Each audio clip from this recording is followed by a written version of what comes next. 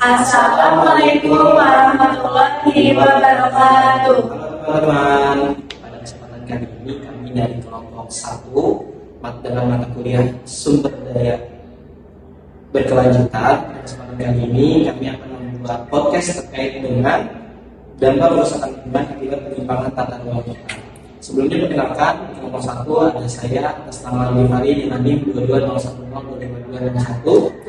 Nama saya Putri Herlisa dengan NIM 220 10 25 245. Nama saya Yesya Baitul Fatia dengan NIM 220102 5018. Adapun podcast ini dalam rangka memenuhi tugas ujian akhir semester 4 pada mata kuliah sumber daya berkelanjutan yang diampu oleh Bapak Dr. Hari Ini MPD. Untuk itu saksikan podcast dan semoga bermanfaat untuk teman-teman sekalian. Dadah. Assalamualaikum warahmatullahi wabarakatuh. Waalaikumsalam. Hai teman-teman semuanya, pada kesempatan kali ini kita akan membuat podcast yang bertemakan dengan pelestarian lingkungan hidup untuk masa depan umat manusia. Saya Putra Herlisa akan membantu podcast pada hari ini.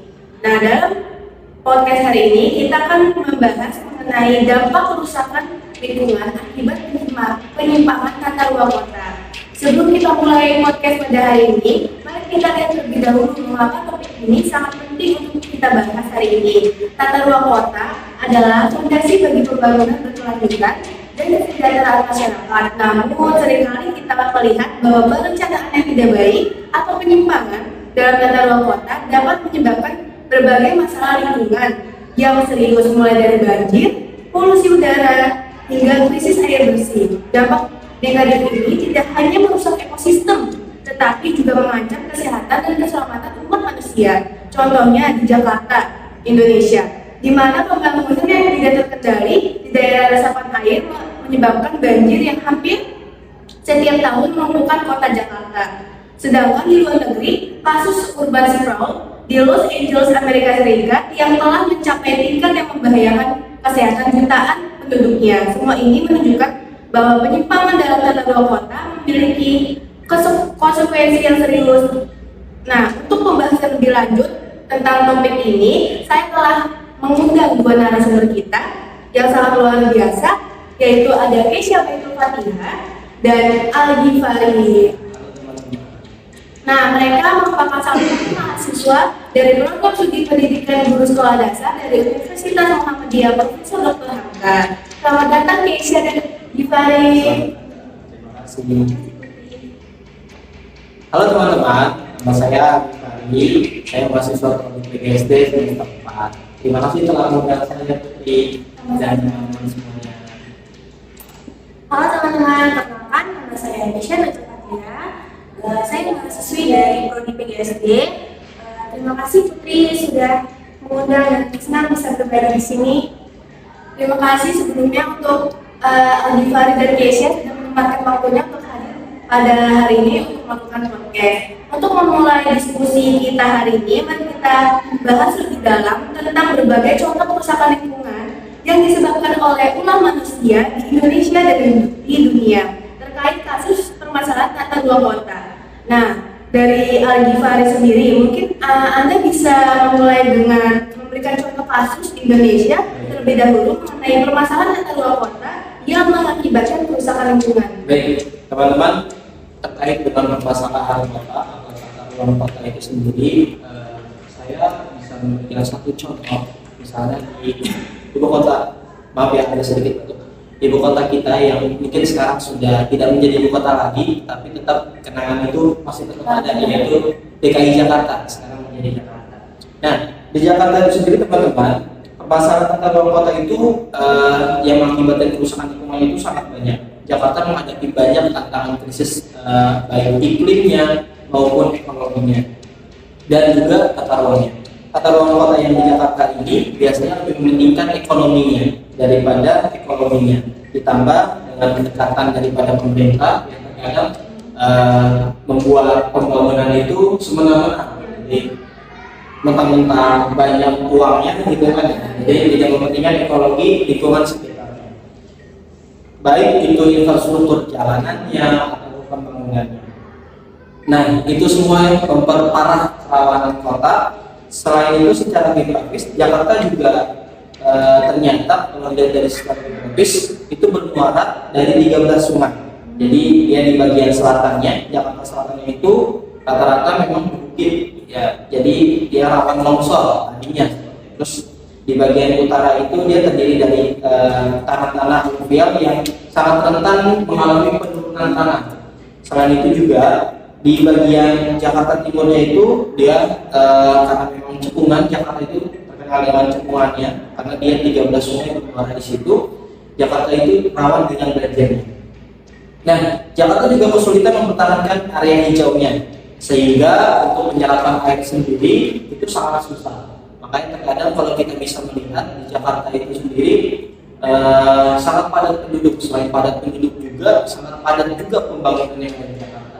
Terkadang permasalahannya itu banyaknya pembangunan tetapi tidak melihat dari segi saluran pembuangannya atau aliran pembuangan airnya, sehingga menjadi air itu sendiri baik datang dari hujan ataupun dari banjir rob ataupun dari aliran sungai yang sudah diukur membendung sampai akhirnya membanjiri daerah Jakarta. Selanjutnya kalau kita bisa melihat salah satu pembangunan yang merusak lingkungan, kita bisa melihat pada pembangunan revitalisasi di Pulau Seribu itu bukan hanya mengakibatkan pengeluaran ekonomi yang banyak sekali, terus juga merugikan masyarakat sekitar, tetapi pembangunan revitalisasi yang di Pulau Seribu itu membangun di tengah laut itu sangat merusak ekosistem yang ada di laut. Jadi kita termasuk orang-orang yang tidak peduli dengan ekosistem itu. Jakarta itu mengakibatkan akhirnya ekosistem yang di laut itu menjadi kehilangan. Juga kalau kita bisa melihat dampak dari revitalisasi pembangunan yang ada di Kepulauan Seribu itu juga lautnya itu menjadi naik. Makanya kalau kita lihat sekarang di daerah PIP itu hati-hati, sekarang sudah kalau misalnya ya kita sih tidak berharap yang ini ya, kalau misalnya hujan lebat sekali, terus kemudian pembuangan juga air di sekitar kota juga tidak diperhatikan, ya bisa jadi nanti air itu akan naik sampai. Ya mudah-mudahan untuk pembangunan ke depan itu di Jakarta khususnya bisa lebih baik. Mungkin itu sih contoh yang bisa saya katakan. Ya, ini semoga saja tidak terulang lagi ya. Jadi pembangunan yang tidak terkontrol di daerah resapan air menjadi penyebab utama banjir, bahkan bisa menjadi kerusakan lingkungan yang dampaknya cukup besar ya bagi masyarakat sekitar, teman-teman. Baik, terima kasih atas jawabannya Givari. Selanjutnya, kalau dari Keisha sendiri bagaimana nih? Apakah ada pendapat mengenai dampak dari permasalahan tata ruang kota yang menyebabkan kerusakan lingkungan? Silakan. Baik, sebelumnya terima kasih sudah memberikan kesempatan saya untuk menjawab. Dan di sini saya akan izin menjawab pertanyaan dari Putri. Saya sendiri ingin memberikan contoh kasus mengenai dampak dari permasalahan tata ruang kota yang mengakibatkan kerusakan lingkungan. Kalau tadi yang sudah dipaparkan dari Givari, itu dari di Kota Jakarta. Saya ingin memberikan contoh kasusnya yang berada di daerah Malang. Ya, saya mengambil contoh daerah Malang yang saya ketahui dari berita sosial media bahwa Kota Malang juga merupakan kota yang terdampak dari permasalahan tata ruang kota. Selama 5 tahun terakhir dari Oktober hingga Desember, Kota Malang mengalami banyak masalah tata ruang yang memperburuk perubahan iklim dan menyebabkan peningkatan bencana termasuk banjir.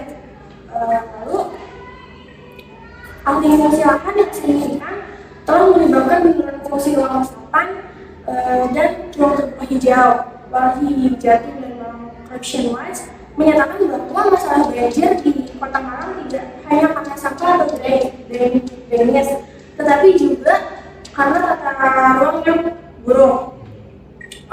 Banyak area di Malang yang seharusnya menjadi kawasan tangkapan air telah difungsikan menjadi perumahan, pertokoan, dan bangunan lainnya. Bahkan di area sekitar sungai yang seharusnya menjadi ruang resapan kini dibangun dengan apartemen, hotel, dan juga bangunan lain. Dari sini kita menyadarkan bahwa pentingnya tata ruang dalam pembangunan adalah untuk menjamin kelestarian lingkungan, mencegah pencemaran dan kerusakan akibat pembangunan. Pertumbuhan kota yang cepat juga menyebabkan penurunan fungsi tata ruang dan perubahan penggunaan lahan.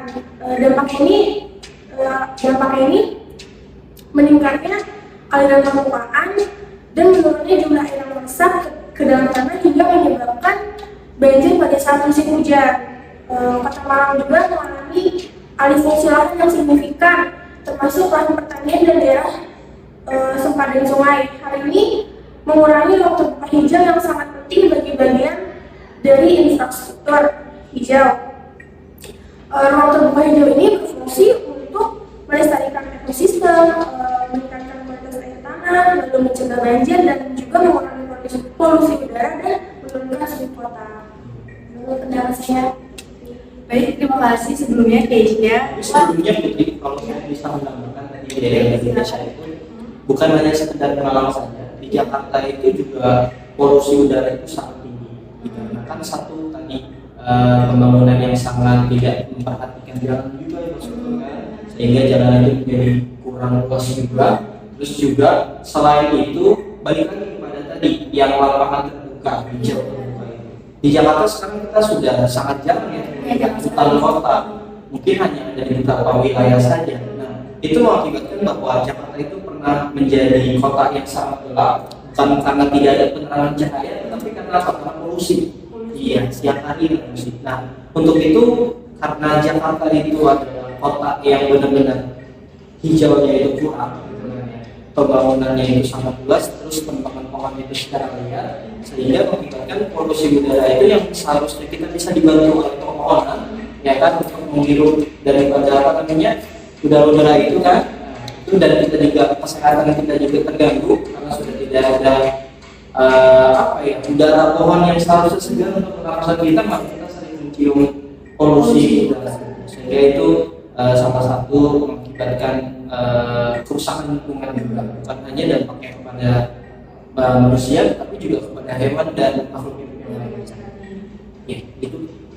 Wah, ternyata dampaknya memang sangat serius ya teman-teman.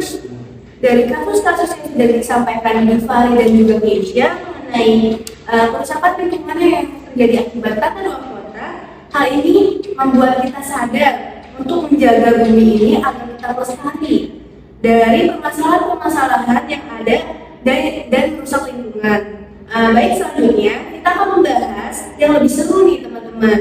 Kalau dari tadi Givari memberikan contoh mengenai kota Jakarta dan Keisha memberikan contoh mengenai kota Malang terkait kota Malang terkait kerusakan lingkungan. Nah, sekarang kita akan berdiskusi mengenai permasalahan yang sama, namun dalam lingkup dunia nih teman-teman. Mari kita beralih ke contoh kasus yang ada di dunia.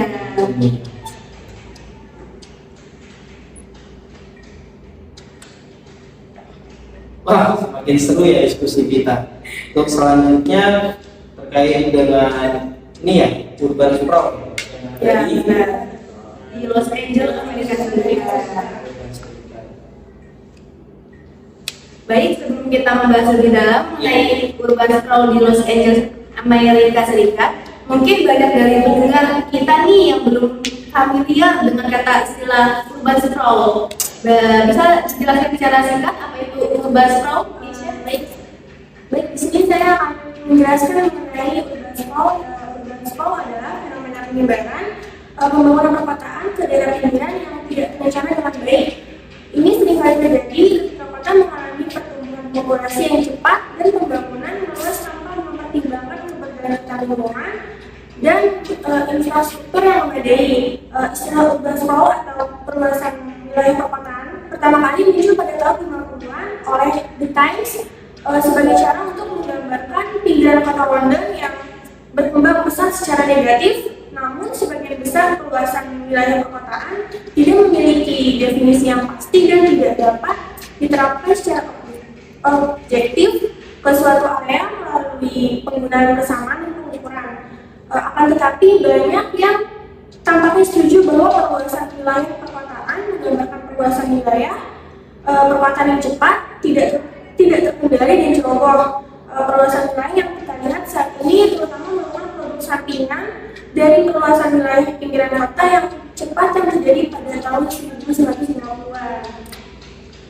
Baik teman-teman, mungkin sudah cukup jelas nih dari apa yang sudah disampaikan Keisha mengenai urban sprawl. Nah, sekarang kita fokuskan pada kasus di Los Angeles, Amerika Serikat. Apa yang menyebabkan urban sprawl di Los Angeles, Amerika Serikat, dan bagaimana dampaknya terhadap tata ruang kota?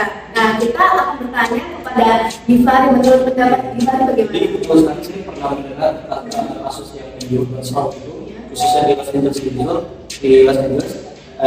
Menurut saya penyebab utama dari urban sprawl di Los Angeles itu adalah pertumbuhan populasi yang besar.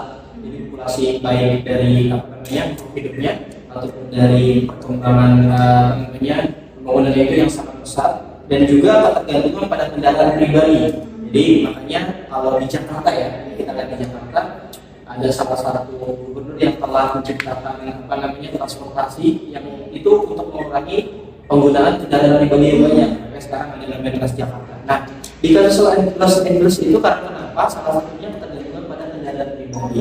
Nah, kurangnya perencanaan tata ruang yang komprehensif secara menyeluruh itu juga berkontribusi dalam salah satu kasus di Los Angeles ini. Terus di mana pembangunan perumahan dari komersial seringkali dilakukan di lahan terbuka.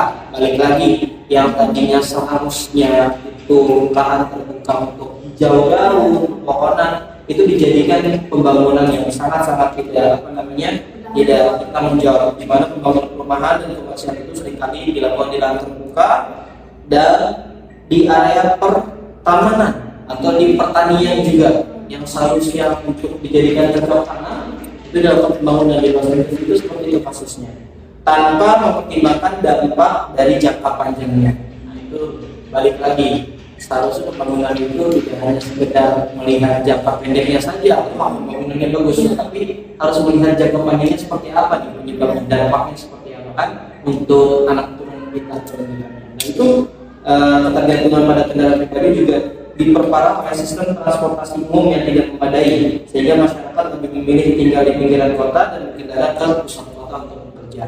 Itu salah satunya, makanya terjadi penumpukan tuh di daerah pinggiran kota. Karena kenapa? Di daerah tengah kota itu sudah terjadi pembangunan, tidak Wah, menarik sekali ya dari kasus Los Angeles, Amerika Serikat yang sudah disampaikan dan dipaparkan oleh Givari. Lalu bagaimana dampak dari urban sprawl ini terhadap lingkungan di Los Angeles? Nah, mari kita tanyakan menurut pendapat dari Keisha. Terima kasih Putri. Menurut saya dampak ini sangat signifikan. Pertama, urban sprawl menyebabkan peningkatan emisi gas rumah kaca karena lebih banyak orang menggunakan kendaraan pribadi.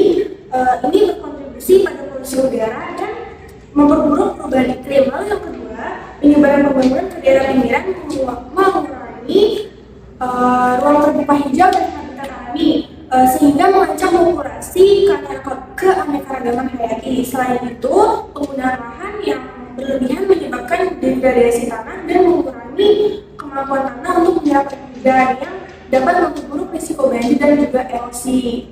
Baik, terima kasih Keisha atas jawabannya. Setelah kita simak diskusi antara Givari dan Keisha mengenai kasus urban sprawl di Los Angeles, Amerika Serikat, dampaknya memang sangat serius ya teman-teman terhadap tata ruang kota dan juga lingkungannya. Lalu bagaimana sih urban sprawl ini mempengaruhi kualitas hidup masyarakat di Los Angeles? Jika dari sudut pandang Givari bagaimana? Kalau kehidupan manusia berarti dia sosial. Jadi manusia itu memang makhluk sosial. Jadi dia pasti akan berhubungan dengan sesama manusia. Nah, menurut saya untuk akibat dari urban sprawl ini, khususnya untuk dampak sosialnya itu yang pertama menjadikan jaraknya penduduk itu ketika ini berangkat kerja itu menjadi lebih jauh. Nah, itu mengakibatkan dalam hubungan mereka dengan keluarganya ataupun dengan teman kantornya itu juga menjadi sulit juga. Misalnya biasanya kalau ke tempat kerjanya itu dia kepengennya cuma 5 menit, ini karena ada pembangunan seperti itu menjadi 10 menit.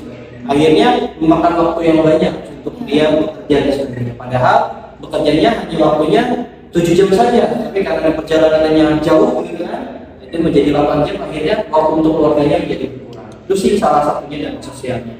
Terus selain itu juga meningkatkan stres dan kelelahan yang sudah pastilah. Apalagi kalau kita lihat di Jakarta itu ya, di Jakarta kalau kita lagi macet berangkat kampus nih teman-teman nih, kalau berangkat kampus macet bagaimana rasanya? Stres kan, kelelahan kan, sama saya sering merasakannya.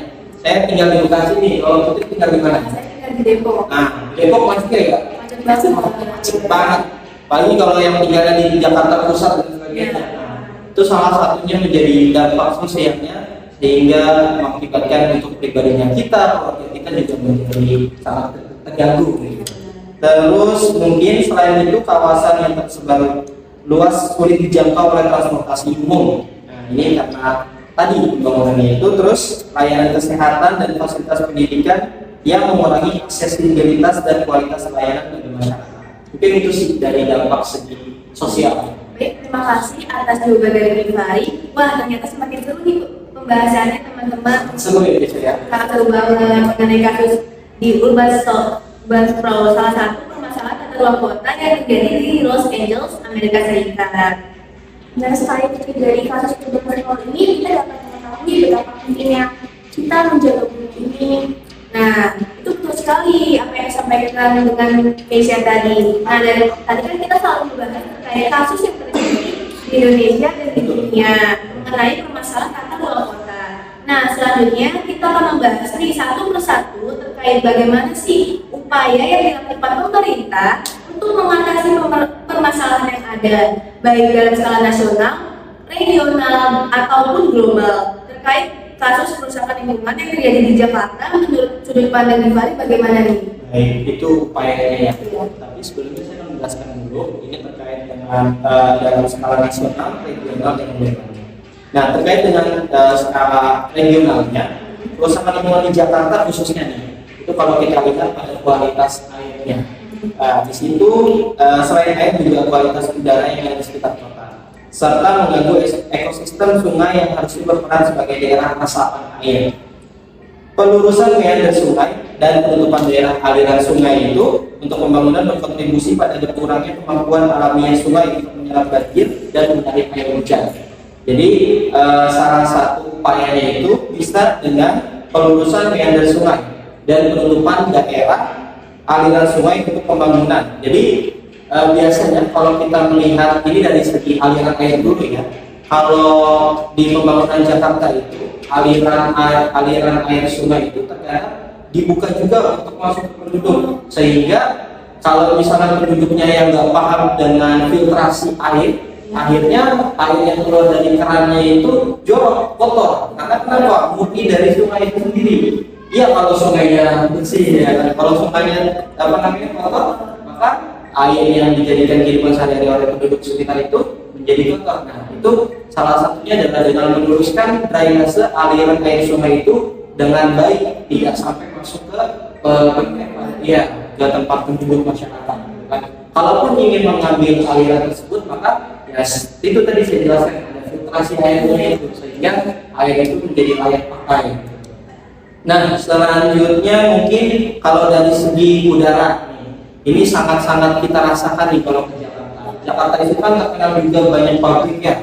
Selain dari polusi udara transportasi, pabrik juga sangat membuat Jakarta itu menjadi kota yang gelap tadi karena polusi udara. Nah, itu salah satu upayanya bagaimana caranya masyarakat tidak sering menghirup polusi udara yang kotor itu. Pembangunan pabrik itu harus dijadikan di satu tempat. Jadi jangan ada di tengah-tengah penduduk masyarakat. Nah, itu yang mengakibatkan, makanya ketika kita lihat bahkan bukan hanya polusi udaranya itu kayak pabrik-pabrik masih ada udara habis produksinya ya. Bahkan produksi pembuangan limbah pabrik ini juga terkadang sembarangan. Nah, itu upayanya adalah satu mungkin dari pemerintah sendiri ya kan, harus membuat kebijakan juga, terus dari yang pemilik pabrik itu sendiri. Kalau dia PT berarti perseorangan, dia harus punya tanggung jawab ketika membangun pabrik itu, tidak boleh di mungkin itu sih. Baik, terima kasih Gifari atas penyampaiannya. Mungkin saya ingin menambahkan. Terima kasih sebelumnya, maaf saya izin menambahkan pendapat dari Gifari. Tadi Gifari menjelaskan secara regional ya. Iya. Saya akan menjelaskan secara global. Berarti menyeluruh ya. Ya. skala global, Jakarta juga menjadi bagian dari tantangan yang lebih besar terkait dengan krisis iklim. Pembangunan yang kurang berkelanjutan di Jakarta menyumbang pada emisi karbon dan perubahan iklim global. Lalu upaya yang harus dilakukan adalah yaitu untuk mengurangi emisi karbon seperti penggunaan transportasi massal yang ramah lingkungan dan pengembangan energi terbarukan. Lalu menjadikan krusial dalam memitigasi dampak Jakarta terhadap perubahan iklim global. Partisipasi dalam perjanjian internasional seperti Paris Agreement juga merupakan langkah penting untuk menentukan komitmen dalam mengurangi dampak lingkungan global dari kota-kota besar seperti Jakarta.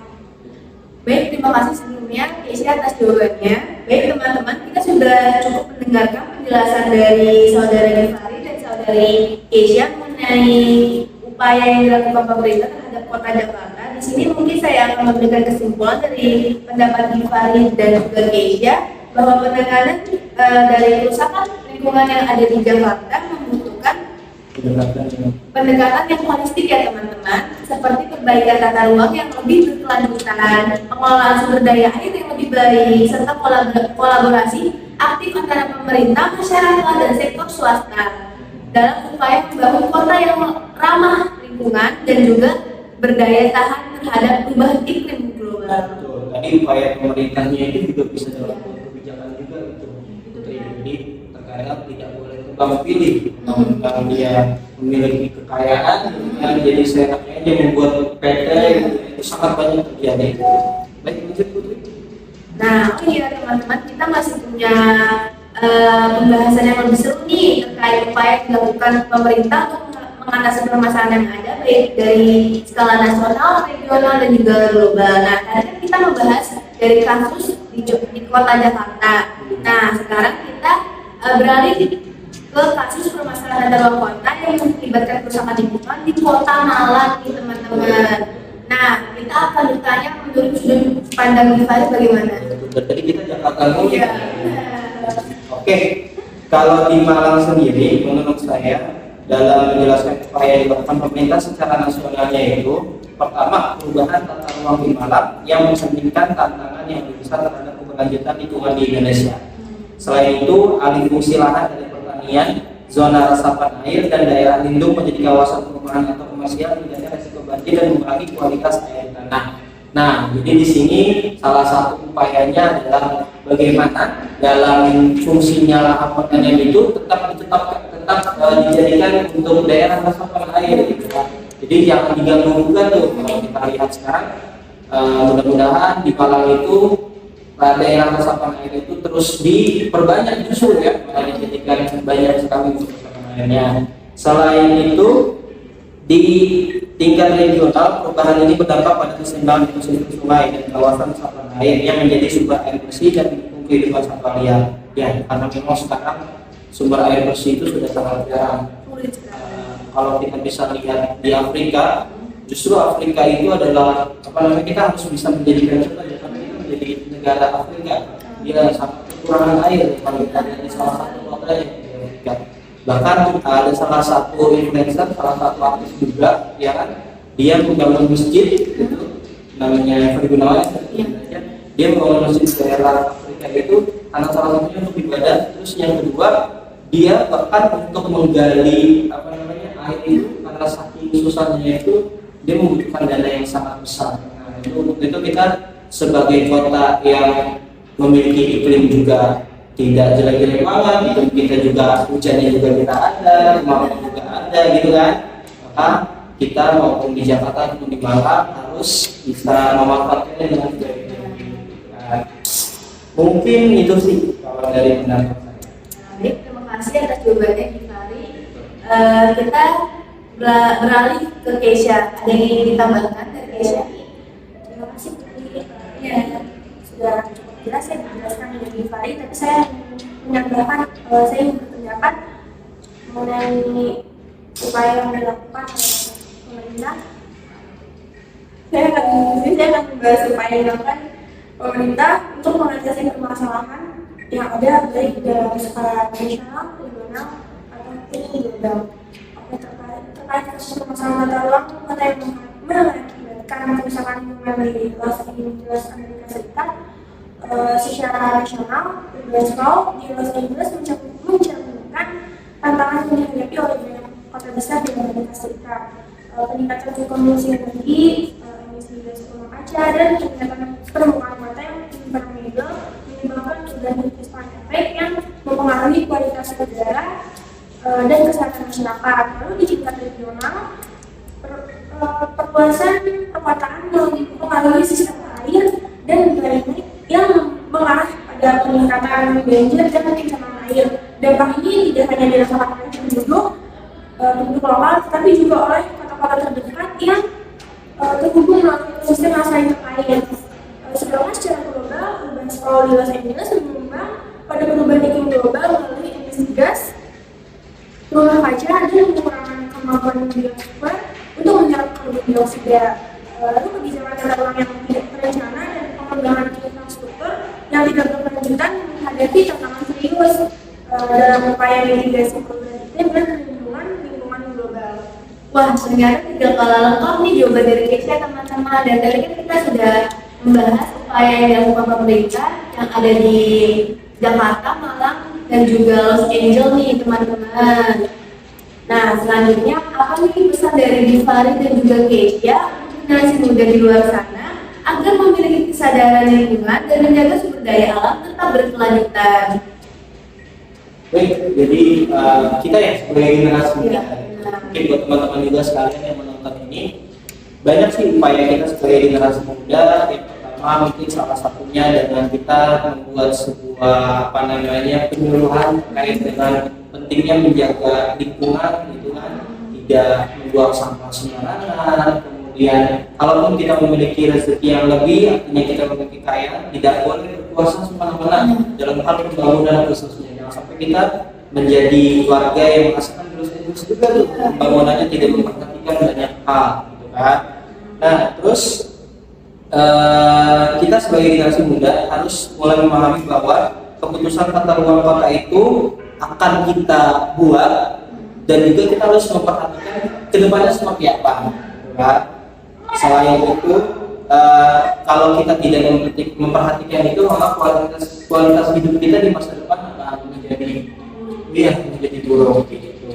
Dan juga kita harus mendukung kebijakan dari pemerintah. Tetapi juga ketika pemerintah menunjuk kebijakan yang tidak sesuai gitu kan, hanya tebang pilih hanya kepada rakyat-rakyat yang memiliki kekayaan, sementara tidak diperhatikan yang kurang gitu kan. Kita juga perlu juga untuk memberikan suatu arahan komentar dengan saran kepada kebijakan pemerintah itu. Tetapi ketika pemerintah memberikan kebijakan yang baik juga menguntungkan apapun itu, maka kita harus mengikutinya dan juga kita harus mendukung. Berarti kita sebagai generasi muda kita harus mengkritisi kebijakan-kebijakan yang ada ya. Saya setuju dengan jawaban yang diberikan, karena selain itu juga kita melihat banyak masalah serupa di banyak kota di seluruh dunia, seperti kasus tadi yang kita bahas yaitu di kota Los Angeles yang terdampak polusi udara yang cukup parah dan berkontribusi pada perubahan iklim global.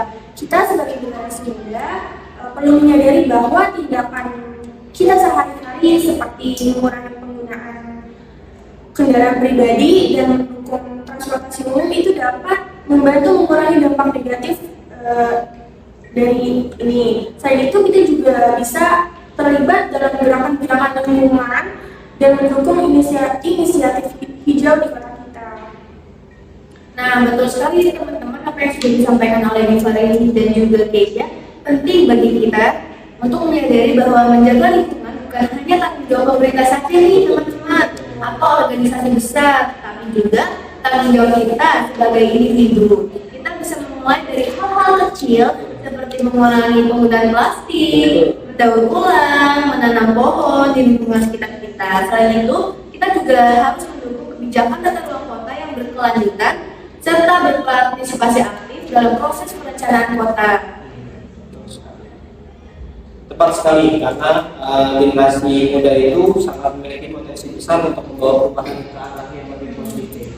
Jadi dari hal yang kecil saja tadi, penggunaan plastik ya Karena plastik itu ketika sudah diproduksi kemudian menjadi sampah, dia sangat susah mengurainya. Penguraiannya itu sangat susah. Terus juga kecuali dengan organik ya, kalau organik malah dia sangat gampang, dia mudah untuk diurai. Itu ayo sama-sama kita menggunakan apa namanya, salah satunya alat makan gitu ya, jangan yang dari plastik mulu dengan minuman dan sebagainya.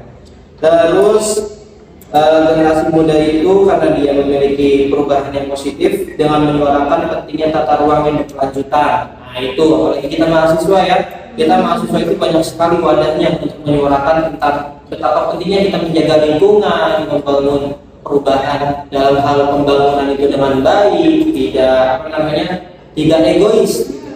Itu kita bisa lakukan dengan apa? Dengan mengikuti seminar-seminar, kita bisa mempelajarinya dan juga kita melakukan penyuluhan nih pada siapa? Pada generasi selanjutnya. Bukan hanya generasi selanjutnya, kepada orang tua dan masyarakat yang mungkin dia selama ini belum tahu ya, ataupun mungkin cuek-cuek aja nih. Nah, kita sebagai generasi muda itu harus bisa membawa perubahan positif, mengajarkan dan sebagainya. Gitu. Terus selain itu kita juga dapat memastikan bahwa pembangunan dilakukan mempertimbangkan dampak lingkungan dan kesejahteraan masyarakat. Balik lagi, kita sebagai generasi muda juga boleh membuat keputusan bukan hanya membuat keputusan, tetapi memberikan saran. Bagaimana caranya pembangunan itu harus dibuat dengan positif, berkelanjutan, dan juga tidak tebang pilih. Balik lagi, harus memberikan manfaat kepada seluruhnya. Mungkin itu saja. Jadi biasanya yang kita lakukan, saya izin menambahkan ya, selain yang tadi kita sebutkan juga pendidikan dan kesadaran lingkungan juga harus menjadi prioritas kita ya teman-teman. Kita perlu terus mengedukasi diri kita dan orang-orang di sekitar kita tentang pentingnya menjaga lingkungan. Dengan pengetahuan yang cukup, kita bisa membuat keputusan yang lebih bijak dan mendukung inisiatif-inisiatif yang berdampak positif bagi lingkungan. Mari teman-teman kita jadikan lingkungan sebagai bagian integral dari setiap aspek-aspek kehidupan kita. Wah, ternyata seru sekali ya pembahasan podcast hari ini. Nah, terima kasih banyak kepada dua narasumber kita, yaitu saudara Givari dan juga saudara Keisha. Jadi kita harus menjaga lingkungan, jangan membuang sampah.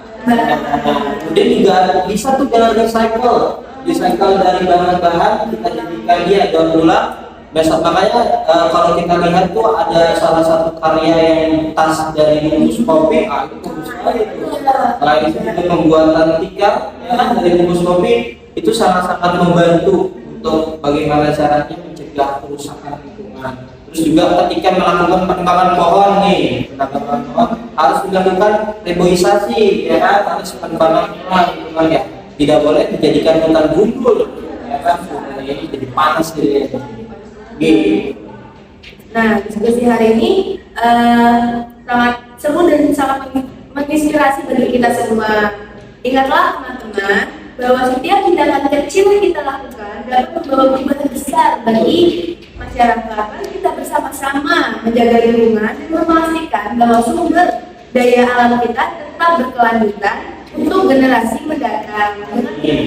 Dengan kesadaran dan tindakan nyata, kita bisa menciptakan masa depan yang lebih baik, teman-teman. Nah, sekian podcast. Mudah-mudahan bermanfaat ya teman-teman. Intinya pesan dari kami semuanya harus jaga lingkungan, menjadi generasi yang hijau nih, generasi hijau. Nah, sekian podcast dari kami. Saya Putra Hermina sebagai host, pamit undur diri. Kurang lebihnya saya memohon maaf. Billahi fi sabilillah, fastabiqul khairat. Wassalamualaikum warahmatullahi wabarakatuh. Terima kasih sudah menonton. Sampai jumpa di next podcast selanjutnya. Sekian podcast dari kelompok kami. Mudah-mudahan apa yang tadi kami sampaikan terkait dengan bagaimana caranya menjaga lingkungan dan beberapa kasus kerusakan lingkungan yang mudah-mudahan tidak terjadi di Indonesia ya. Kemudian juga untuk Jakarta dan Malang juga menjadi ada perubahan. Nah, itu tugas kita semuanya. Mungkin cukup sekian podcast dari kelompok kami. Kurang lebihnya mohon dimaafkan. Wabillahi taufiq wal hidayah. Wassalamualaikum warahmatullahi wabarakatuh.